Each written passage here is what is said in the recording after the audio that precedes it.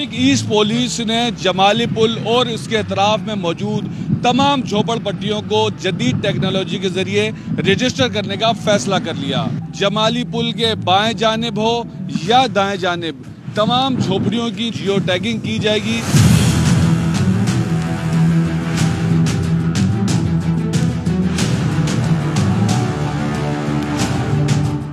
خانہ بدوش، پگی بان یا باگڑی، ان جھوپڑ پٹی والوں کو ان ناموں سے پکارا جاتا ہے، لیکن اب ڈسٹرکٹ ایسٹ پولیس کی حکمت عملی کے بعد ان کو باقاعدہ ایک نمبر الاٹ ہو جائے گا اور جیو ٹیگنگ بھی کی جائے گی۔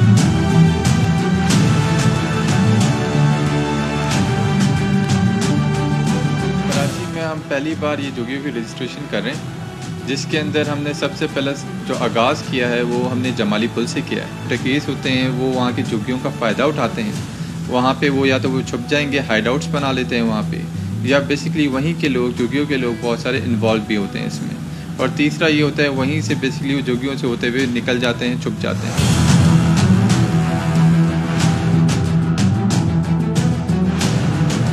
سب میں ہم ان کے فنگر پرنٹس ہو گئے، ان کی بیسکلی پکچرز ہو گئیں، NIC، فیملی ڈیٹیلز، ایون جو ان کی جھگیوں میں پہلے فیملی ممبر نہیں ہے یا ریلیٹیو ہے کوئی ان کا، وہ سب کو ہم رجسٹر کر رہے ہیں۔ جو وہاں پہ جھگی ہے اس کو ایک جھگی کو ایک نمبر الاٹ کریں گے، اور اس کے ساتھ اس کی جو جھگی ہے اس کو جیو ٹیگ کر دیں گے کہ اگر فار ایگزامپل جو بھی کرائم ہوگا تو اس کے لیے ہم بیسکلی پھر اس جھگی کو ہم بیسکلی پوچھیں گے کہ یہاں پہ کیا ہوا تھا، اور یہاں پہ ان کے بندوں کو چیک کیا جائے گا۔ پولیس کی جانب سے جھگیوں کی رجسٹریشن اور جدید ٹیکنالوجی کا استعمال ایک بہترین حکمت عملی ہے، جس کے نتیجے میں جرائم پر قابو پانے میں مدد حاصل ہو سکے گی۔ کیمرامین یعقوب بلتی کے ساتھ نذیر شاہ، ARY نیوز، کراچی۔ اچھا جی، رپورٹ تو آپ نے ملاحظہ کر لی، تو یہ کام کس طرح سے ہوگا؟ کیا اتنا آسان ہے؟ یہ ہو پائے گا؟ کتنا اس میں ٹائم فریم ہوگا؟ اس پر بات کر لیتے ہیں۔ ہمارے ساتھ موجود ہیں SSP ایسٹ ڈاکٹر فرخ رضا۔ بہت شکریہ ہمیں جوائن کرنے کے لیے ڈاکٹر فرخ رضا۔ یہ ذرا بتائیے گا کہ یہ تو اگر ہم تعداد کا احاطہ کرنا چاہیں تو شاید درست ہم تعداد بتا بھی نہ پائیں، یہ کس طرح سے کیوں کر ممکن ہوگا، اور کیا ٹائم فریم ہے اس کے لیے؟ ٹارگٹ کیا ہے؟ کب تک اچیو کیا جائے گا اس کو کنسیو کرنے کے پیچھے جو بنیادی سبب تھا وہ یہ تھا کہ سپر ہائی وے کے اطراف میں بہت ساری جگہوں پہ ہمیں دیکھنے میں آیا کہ کرائم ہوتا ہے، اور جہاں پہ خاص طور پہ کرائم ہوتا ہے تو وہاں پہ یہ جھوپڑیاں یا جھگیاں ہوتی ہیں، اور بہت سارے لوگ وہاں پہ مقیم ہیں اور ہمیں پتہ نہیں چلتا،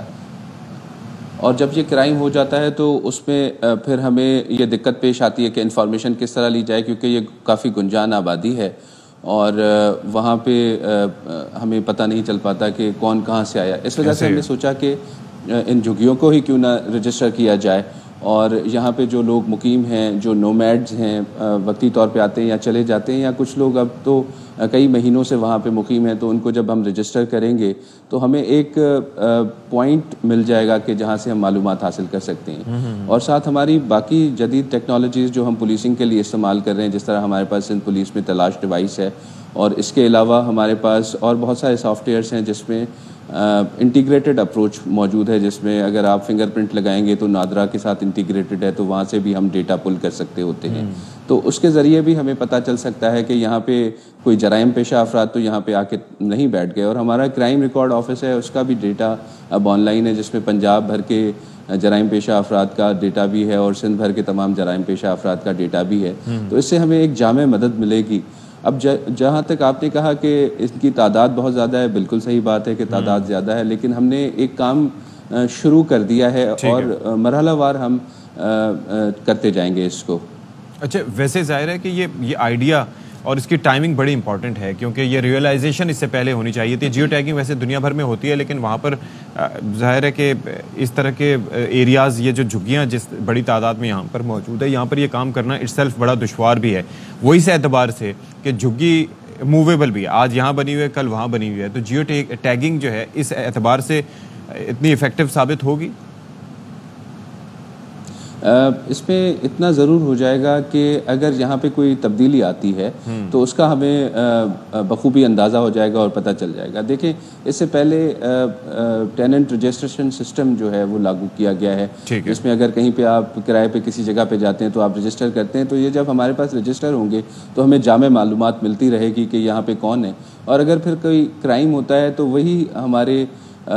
مدد بھی فراہم کریں گے. اگر مدد فراہم نہیں کریں گے, خود انوالو ہوں گے, تو ان تک پہنچا بھی جا سکے گا. اوکے اچھا ڈاکٹر صاحب, ایک اور سلسلہ ہے کہ یہ وچ از ویری کنسرننگ کہ یہ جس طریقے سے یہ جھگیوں میں موسٹلی وہ لوگ آتے ہیں کہ جو مختلف گھروں میں as house help, domestic help بھی کام کرتے ہیں. اکثر ان لوگوں کے پاس اور ان کے بچوں کے پاس کوئی شناختی دستاویز تک نہیں ہوتے, ان کی آئی ڈی کارڈز بھی نہیں بنے ہوتے. تو ایسے میں ان کا نادرا کا ریکارڈ مینٹین کرنا کس طرح سے آسان, کیسے پاسبل ہوگا؟ تو نادرا کے ساتھ بھی کوئی کولیبریشن ہے اس اعتبار سے, یا پھر اس حوالے سے بھی کارروائی کی جائے گی کہ ان کی کوئی شناخت کیوں نہیں ہے؟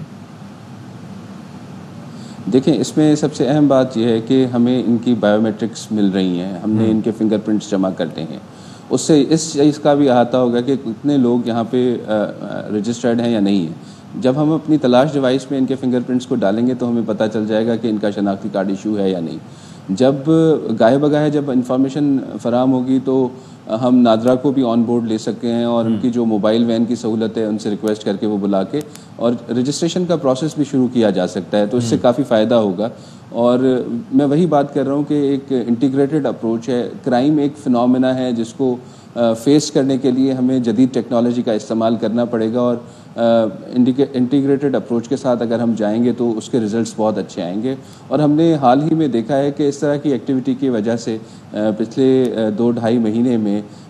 20% سے زیادہ ہمارے پاس جو مددگار 15 ہماری کالز, ایمرجنسی کالز جنریٹ ہوتی ہیں, اس میں کمی واقع ہوئی ہے, اور کرائم میں واضح یہاں پہ وائلنٹ کرائم ہوتا تھا اس میں بھی کمی دیکھنے میں آئی ہے. چلیں جی, thank you so much doctor Farrukh Raza for being with. اور یہ ایک اچھا اقدام ہے اور اس کو سپورٹ کرنے کی ضرورت ہے, کیونکہ ظاہر ہے کہ جب ڈیٹا کمپائل ہوگا تو لوگوں کو پھر ٹریس کرنے میں اور ٹریک کرنے میں مدد مل سکے گی.